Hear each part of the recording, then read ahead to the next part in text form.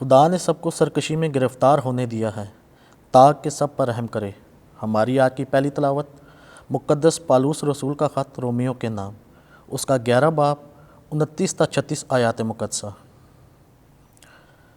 خدا نے سب کو سرکشی میں گرفتار ہونے دیا ہے تاکہ سب پر رحم کرے۔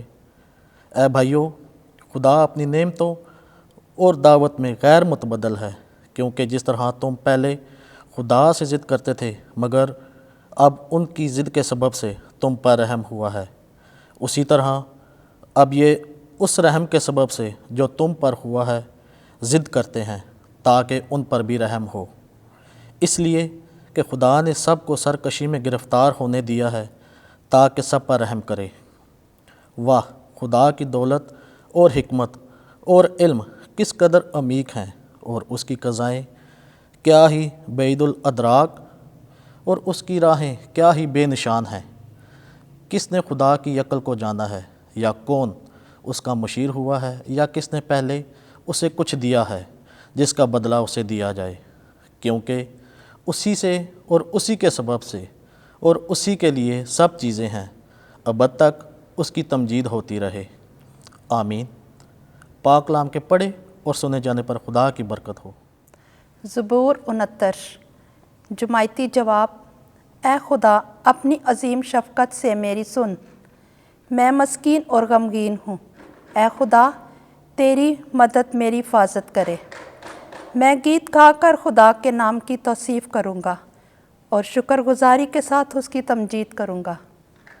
جماعتی جواب: اے خداوند، اپنی عظیم شفقت سے میری سن۔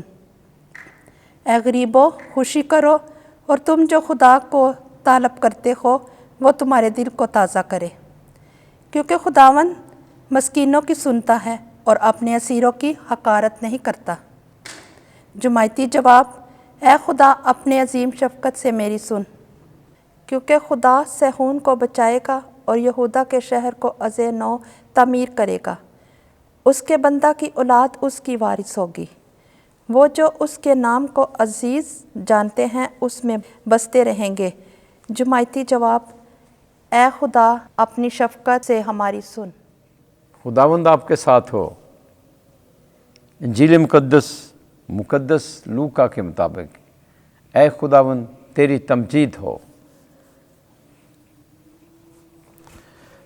14واں باب 12ویں آیت سے 14ویں آیت تک۔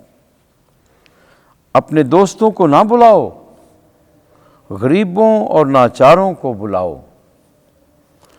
اس وقت یسوع نے اس سے، جس نے یسوع کی دعوت کی تھی، کہا کہ جب تو چاشت یا عشاء کی تیاری کرے تو اپنے دوستوں یا بھائیوں یا رشتہ داروں یا دولت مند پڑوسیوں کو نہ بلا، ایسا نہ ہو کہ وہ بھی تجھے بلائیں اور تیرا بدلہ ہو جائے، بلکہ جب تو ضیافت کرے تو غریبوں اور لنجوں، لنگڑوں اور اندھوں کو بلا، اور تو مبارک ہوگا، کیونکہ ان کے پاس کچھ نہیں کہ تجھے بدلہ دیں،